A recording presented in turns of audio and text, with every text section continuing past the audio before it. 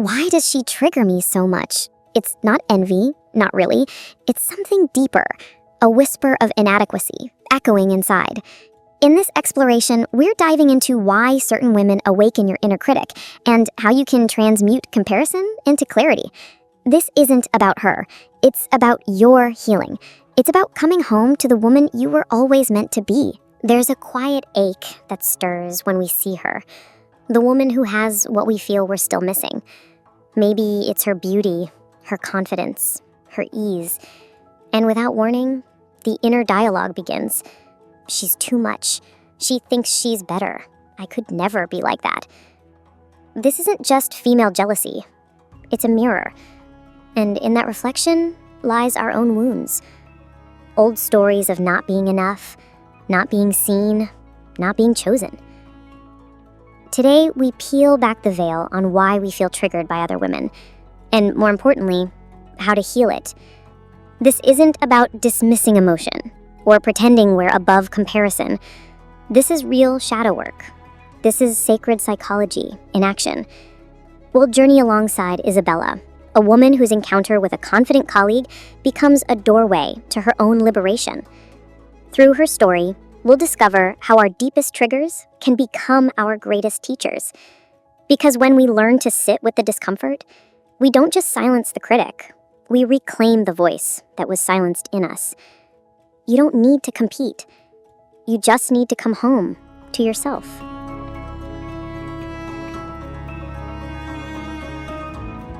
Meet Isabella, 32, marketing manager, accomplished by most standards. She sits in the conference room, fingers drumming silently against her notepad, as the new hire, Chloe, stands at the front of the room. Chloe presents her vision for the quarterly campaign. Her voice is steady, unwavering. She gestures with intention, owns the space, commands attention without apology. The room hangs on her every word. Isabella watches, and something inside her chest tightens. It starts small, a flutter of discomfort, but as Chloe continues, as she laughs easily at her own joke, as she gracefully handles a challenging question from the CEO, that flutter becomes a familiar ache. Why her? Why does she get to be so effortless? Isabella forces a smile when Chloe's eyes meet hers. She even nods approvingly. But beneath the professional facade, a shadow stirs. This is the invisible battle we don't speak of. The statistics are telling. Studies show that 75% of women report experiencing workplace jealousy toward female colleagues, yet only 12% feel comfortable discussing these feelings openly. We're taught to be supportive sisters, to lift each other up, to celebrate women's achievements, and we want to, genuinely. But what happens when the celebration feels hollow, when the support feels forced, when her success highlights our own sense of stagnation? Have you ever caught yourself in Isabella's position, scrolling, smiling, but feeling a pang? The success story of another woman, the flawless photo, the perfect life on display. The colleague who seems to glide through challenges that leave you feeling depleted. You don't hate her, not really, but something within tightens. A shadow stirs. It's subtle, quiet, but it's there. And you wonder, why her? Why does she trigger me? The truth is, many of us have inherited a template of female rivalry, conditioned to compare, taught that there's only room for one beautiful, powerful, radiant woman in the room, and if it's her, it can't be you. This scarcity belief, it's not natural, it's inherited, it's learned, and most importantly, it can be unlearned. But first, we must understand its origins. This competitive conditioning often begins in childhood, from parents who compared siblings, teachers who pit students against each other, media that presents women as rivals rather than allies. We learn to see other women through the lens of competition rather than collaboration. We learn to measure our worth not by our own growth, but by our position relative to others.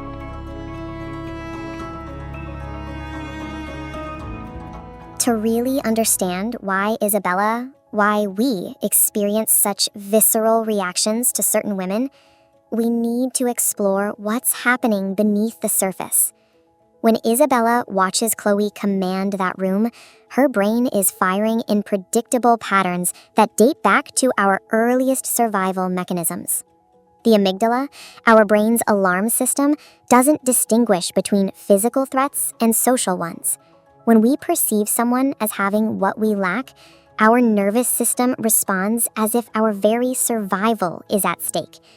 This triggers the release of stress hormones like cortisol and adrenaline, creating that familiar, tight feeling in the chest, the racing thoughts, the hypervigilance. Meanwhile, the anterior cingulate cortex, the part of our brain responsible for social pain, lights up in the same way it would if we were experiencing physical injury. This is why comparison literally hurts. It's why that ache in Isabella's chest feels so real, so overwhelming. Her brain is treating Chloe's confidence as a threat to her own social survival. But here's what's fascinating. This same neural pathway can be rewired. Through conscious awareness and practice, we can teach our brains to respond differently to these triggers. We can transform the threat response into a growth response. Instead of seeing another woman's success as evidence of our inadequacy, we can train ourselves to see it as evidence of what's possible.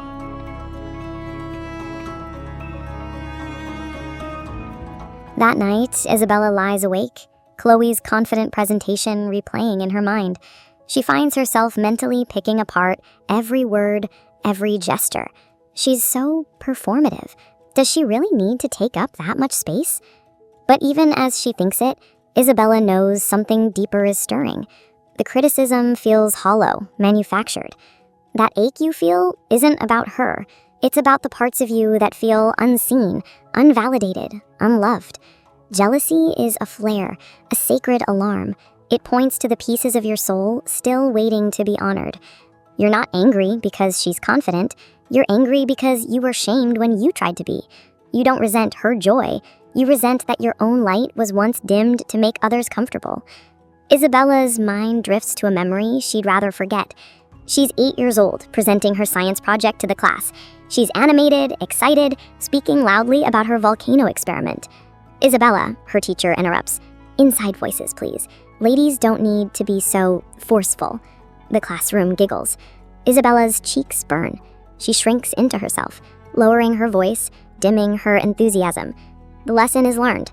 To be loved, be small. To be accepted, take up less space. But there are other memories too, layered like archaeological sediment in her psyche. At 12, her mother's friend commenting, Isabella's gotten so bold lately. You might want to teach her some humility. At 16, a boyfriend saying, I like that you're not like those other girls who are always showing off. At 25, a previous boss suggesting she should tone down her ideas because they might be too ambitious for someone her age. Each memory is a thread in the tapestry of her conditioning. Each message reinforced the same core belief that her natural self, ambitious, vibrant, bold, was somehow wrong, too much, unacceptable. So she learned to perform a different version of herself, one that was smaller, quieter, more palatable to others. 24 years later, watching Chloe command that conference room, Isabella feels that same 8-year-old shame, not at Chloe's behavior, but at her own desire to be like her. These aren't feelings to reject, they're wounds asking for witness. Each comparison is a breadcrumb. Follow it, and you'll find the unmet need beneath. The psychology of the mirror. To understand why Isabella, why we, experience such intense reactions to certain women, we must first understand the psychology at play. Leon Festinger's social comparison theory reveals that humans naturally evaluate themselves relative to others. When we engage in upward social comparison, comparing ourselves to those we perceive as superior, we often experience feelings of inadequacy or inferiority. This isn't a character flaw, it's hardwired into our psychology. But there's something deeper happening when Isabella watches Chloe. This is psychological projection, a defense mechanism where we attribute our own disowned or unacceptable feelings to another person. Isabella isn't truly seeing Chloe as too much.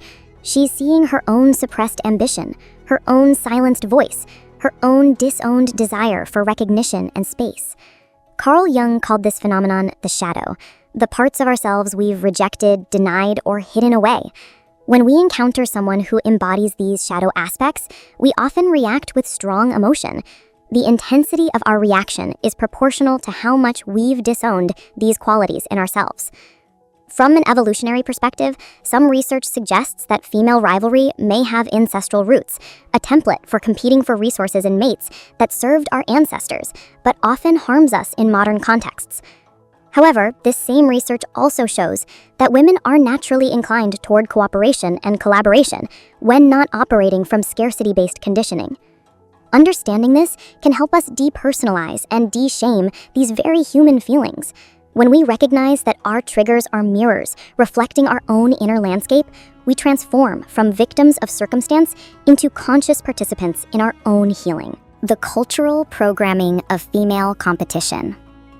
To truly understand Isabella's struggle, we must examine the cultural waters we all swim in. From fairy tales where stepmothers compete with daughters for beauty, to reality TV shows that pit women against each other for male attention, to workplace cultures that promote only one woman to leadership while men advance in groups. We're swimming in narratives that teach us other women are our competition. The queen bee phenomenon is real and documented. Women in male-dominated environments sometimes become protective of their position by limiting other women's advancement. But this isn't because women are naturally competitive with each other. It's because they've been conditioned to believe there's only room for one woman at the top. Social media has amplified this conditioning exponentially. Instagram feeds filled with highlight reels, LinkedIn posts celebrating others' achievements, Facebook announcements of engagements, promotions, and perfect family moments. We're constantly exposed to curated versions of other women's lives that trigger our deepest insecurities. But here's what's crucial to understand. This conditioning is not our fault, but it is our responsibility to heal. We inherited these patterns, but we don't have to pass them on. We can choose differently. We can become the generation that breaks the cycle. Signs you're projecting your inner critic. 3 days pass. Isabella finds herself analyzing every interaction with Chloe, every email, every casual hallway conversation. She notices patterns in her own thinking. Chloe's laugh is too loud during meetings. She always has to have the last word. Does she really need to dress so boldly? Then, during her morning meditation practice, something shifts. Isabella sits with the discomfort instead of immediately judging it. And in that stillness, a realization dawns. The harsh voice isn't about Chloe at all. It's her own inner critic wearing Chloe's face. Let's name it clearly. You judge her for being too much, but secretly wish you could be more. The boldness you criticize in her is the boldness you've been taught to suppress in yourself.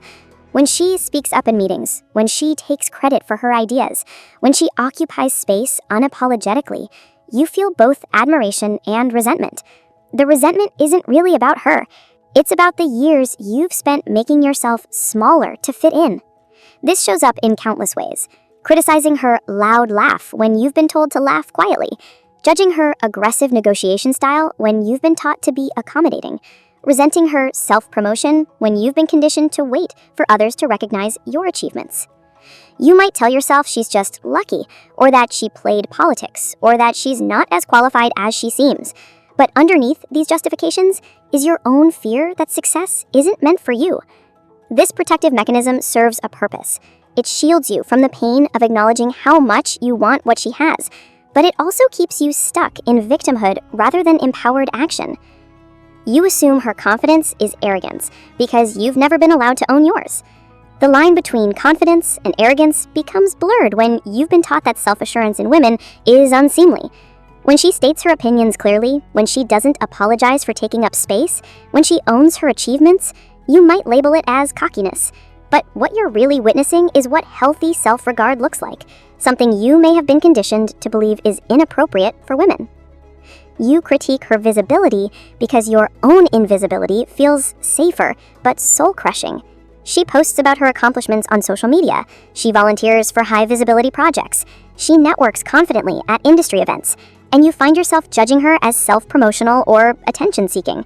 But the truth is, part of you longs for that same courage to be seen, to be known, to share your gifts with the world.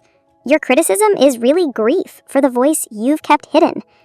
You question her authenticity because you've forgotten what yours even looks like.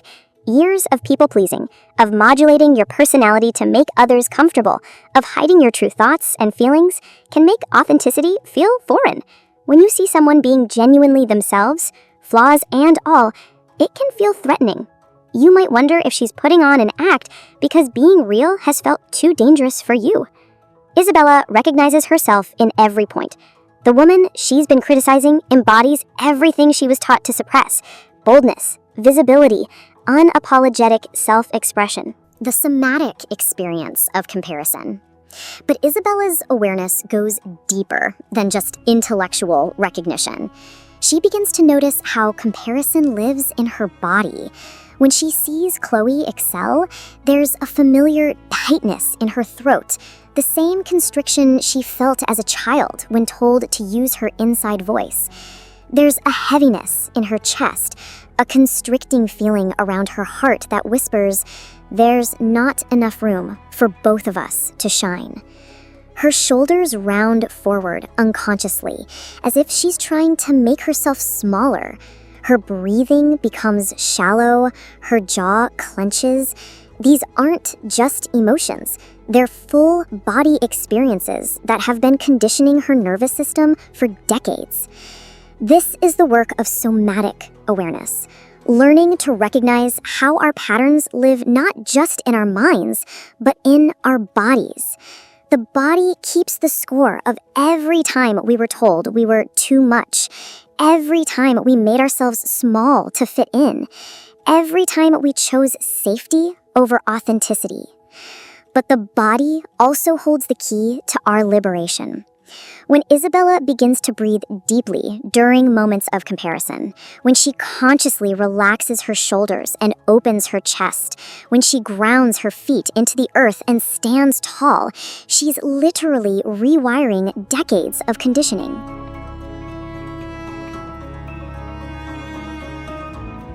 The turning point, from projection to integration. Projection is sneaky. We throw our pain onto others when we're not ready to hold it ourselves. But once you become aware, you hold the key to liberation. Isabella's turning point comes during a particularly difficult week. Chloe has just been selected to present at an industry conference, an opportunity Isabella had been hoping for. The familiar sting of jealousy hits, but this time, Isabella does something different. Instead of immediately launching into mental criticism of Chloe, she pauses. She feels the sensation in her body. She breathes into it. And then she asks herself a different question. What is this feeling trying to tell me about myself? The answer comes not as words, but as images, memories, felt sensations. She sees herself as a teenager, writing in secret, dreaming of becoming a published author but never sharing her work because she was afraid of being too much. She remembers the business idea she had 2 years ago that she never pursued because she convinced herself it was too ambitious. She feels the weight of all the times she held back, played small, dimmed her light to make others comfortable. In that moment, Isabella realizes that Chloe isn't her enemy. She's her teacher. Every quality that triggers Isabella is a quality she's abandoned in herself. Chloe's confidence mirrors Isabella's disowned self-assurance. Chloe's visibility reflects Isabella's hidden desire to be seen. Chloe's success illuminates Isabella's own untapped potential. This is the moment of integration, when we stop projecting our disowned qualities onto others and begin reclaiming them as our own. It's the moment we transform from being victims of our triggers to being students of our shadows. Every trigger becomes a doorway, every pang becomes a message, and every woman you envy becomes a mirror showing you the parts of yourself still waiting to be reclaimed. Isabella realizes that her judgment of Chloe is really grief. Grief for the parts of herself she abandoned to fit in, to be loved, to be safe. From rivalry to radiance, the the path of healing. Healing begins with softness, with radical honesty, with asking, what in her awakens the ache in me? What do I believe I lack that I see overflowing in her? Isabella sits with these questions. The answers come not as thoughts, but as felt sensations. A tightness in her throat where her voice was silenced. A heaviness in her chest where her confidence was crushed. A hollow feeling in her belly where her boldness was shamed away. But healing isn't just about awareness. It's about action. Isabella begins to take small, brave steps toward reclaiming her disowned qualities. She starts speaking up in meetings, even when her voice shakes. She begins sharing her ideas, even when they feel too big or too bold. She starts dressing in ways that feel authentic, rather than safe. Each small act of courage is a step toward wholeness. Each moment of choosing authenticity over approval is a declaration of self-love. Each time she celebrates another woman's success while simultaneously believing in her own, she breaks another link in the chain of conditioning that kept her small. Then, listen without judgment. Hold yourself gently. Begin to reclaim what was disowned. Your sensuality, your ambition, your voice, your enoughness, your right to take up space, your permission to shine.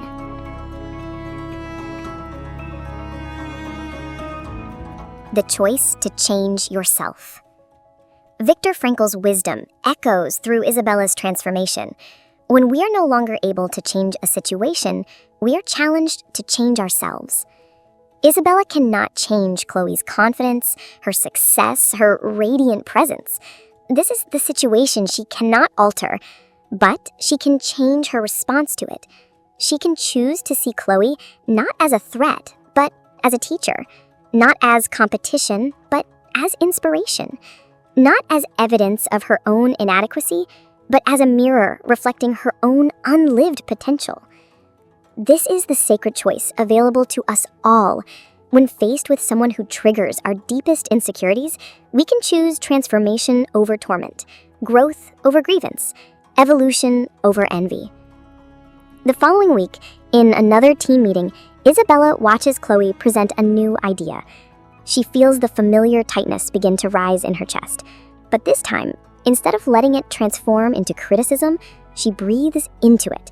She recognizes it as her own longing, her own suppressed desire to speak with such clarity and conviction. When Chloe finishes her presentation and asks for feedback, Isabella does something that surprises everyone, including herself. She raises her hand. "I think Chloe's approach is brilliant," she says, her voice steady despite her racing heart. The way she's framed this challenge as an opportunity shows exactly the kind of innovative thinking we need. Something magical happens in that moment. By celebrating in Chloe what she wishes to cultivate in herself, she begins to reclaim those very qualities. The act of blessing another's light somehow amplifies her own. This is the paradox of healing. When we stop competing with other women and start celebrating them, we don't lose our power, we multiply it. When we cheer for their success, we're not diminishing our own chances, we're expanding our sense of what's possible. When we bless their boldness, we're not highlighting our own smallness, we're giving ourselves permission to grow. Comparison loses its grip when you realize her rise doesn't mean your fall. We were never meant to compete, we were meant to co-create. Celebrate her, and watch how your own light grows. This is inner alchemy. You don't need to be her. You need to be the version of you that was never given permission to bloom. Let her presence awaken your potential, not your pain. The practice of conscious celebrating. Isabella's transformation doesn't happen overnight. It's a practice, a conscious choice she makes daily to see other women as allies rather than threats. She develops what she calls her conscious celebrating practice, a series of intentional actions that help rewire her conditioning. When she sees a woman succeeding on social media, instead of scrolling past with a tight chest, she pauses and leaves a genuine comment of support. When a colleague gets a promotion, instead of analyzing why she deserves it more, Isabella sends a congratulatory note and asks if she'd like to grab coffee to hear about her new role. Most importantly, Isabella starts a gratitude practice, specifically focused on the women in her life. Each morning, she names 3 women she's grateful for, and why. Some days, it's her mother's resilience, her sister's creativity, her friend's vulnerability.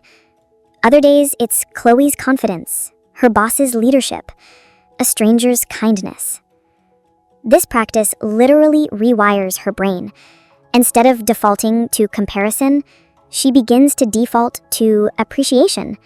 Instead of seeing other women as threats, she starts seeing them as teachers, as mirrors, as fellow travelers on the journey of becoming the woman who cheers other women. 2 weeks later, Isabella does something that would have been unthinkable a month ago.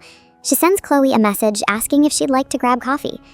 They sit across from each other at a small cafe, and Isabella finds herself saying words she never expected. "I wanted to tell you how much I admire your presence in meetings. You have this way of commanding the room that I've always wished I could embody." Chloe's face softens with surprise and gratitude. "That means so much coming from you. I've actually always admired your thoughtfulness, the way you really listen before you speak. I sometimes worry I take up too much space." In that moment, Isabella realizes something profound. The woman she'd been judging as too much has her own insecurities, her own fears, her own humanness. The pedestal she'd placed Chloe on, whether in admiration or resentment, dissolves. They are simply 2 women, each carrying their own stories, their own wounds, their own dreams. The conversation continues for 2 hours. They share their backgrounds, their challenges, their aspirations. Isabella learns that Chloe's confidence comes from years of overcoming self-doubt, that her boldness was hard-won through experiences of being overlooked and underestimated. Chloe learns that Isabella's thoughtfulness comes from a deep well of wisdom, that her measured approach to speaking comes from years of carefully choosing her words for maximum impact. By the end of their coffee, they've discovered something beautiful. They're not competitors, they are complementary. Where Isabella brings depth, Chloe brings boldness. Where Chloe brings visibility, Isabella brings substance. Together, they're stronger than either could be alone. This is what happens when we move from comparison to connection. We discover that diversity is not a threat, it's a gift. We realize that other women's strengths don't diminish our own, they enhance them. We learn that there's room for all of us to shine, each in our own unique way. Imagine this transformation in your own life. You see a woman glowing, and instead of shrinking, you expand. Instead of judging, you honor. Instead of competing, you bless. Instead of projecting, you connect. That's the healed feminine. That's inner wholeness. That's what becomes possible when we stop fighting other women and start befriending the woman within us who's been waiting to shine. She is not your enemy. She is your invitation. Every woman who triggers you is showing you a place within still longing for your love. So love that part. Mother it. Reclaim it. Give it permission to exist, to be seen, to take up space. You don't rise by dimming another. You rise by remembering you are already light. Isabella's story doesn't end with that coffee meeting. It begins there. She starts speaking up more in meetings, sharing ideas she would have previously kept to herself. She begins dressing in ways that feel authentic, rather than safe. She enrolls in a public speaking course, determined to reclaim the voice that was silenced in 2nd grade. And most surprisingly, she becomes the colleague who celebrates other women's successes, who offers encouragement instead of silent competition, who creates space for others to shine because she's finally learned to honor her own light. The woman she once envied becomes a friend, a collaborator, sometimes even a confidant. The energy she once spent in comparison is redirected toward creation, connection, and her own courageous becoming. But the transformation doesn't stop with Isabella. Her healing creates ripples that extend far beyond her own life. When she celebrates Chloe's success, she gives Chloe permission to celebrate others. When she shares her own vulnerability about struggling with comparison, she gives other women permission to be honest about their own struggles. When she chooses connection over competition, she creates a culture where other women can do the same. 6 months later, Isabella is facilitating a women's leadership group at her company. The first rule of the group is radical honesty. They talk about the things women aren't supposed to discuss: the jealousy, the comparison, the imposter syndrome, the fear of being too much or not enough. And in that honesty, they find something unexpected: freedom. When we stop pretending we don't experience these very human emotions, we can actually work with them. When we stop judging ourselves for feeling envious or competitive, we can use those feelings as information. When we stop pretending we're above comparison, we can transform it into a tool for growth. The next time you feel that sting, pause. Ask what part of you is aching for acknowledgement. Because comparison is never about her. It's a whisper from within, a call from the parts of yourself still waiting for your love, your permission, your recognition. Let this be the moment you stop fighting other women and start befriending the woman in you who's been waiting to shine. Like Isabella, you have a choice in every trigger, every pang of comparison, every moment of envy. You can let it diminish you, or you can let it direct you home to yourself. The woman who triggers you is not your competition. She is your teacher. She is showing you what's possible when a woman owns her power, speaks her truth, takes up her rightful space in the world. Your healing is not found in being better than her. It's found in being whole as yourself. It's found in the radical act of cheering for her success while simultaneously believing in your own. It's found in the recognition that there is room for all of us to shine. But this healing requires more than just understanding. It requires practice. It requires the daily choice to see other women as mirrors rather than threats. It requires the courage to feel your triggers without immediately projecting them. It requires the radical act of celebrating what you wish to cultivate in yourself. This is sacred work. This is the work of becoming whole. This is the work of reclaiming the parts of yourself that were shamed, silenced, or abandoned. This is the work of remembering that you are not in competition with anyone. You are in collaboration with life itself. You are already enough. You are already whole. You are already light. And the world needs the particular way that you shine. The invitation is clear. Will you continue to fight other women, or will you start fighting for the woman within you who's been waiting to be free? Will you keep using other women as measuring sticks for your worth, or will you start using them as mirrors for your potential? Will you remain trapped in the prison of comparison, or will you step into the freedom of wholeness? The choice is yours. The time is now. Your healing is not just for you. It's for every woman who comes after you. It's for the daughters who will learn by watching how you relate to other women. It's for the sisters who need to see that there's another way. You are already light. It's time to shine.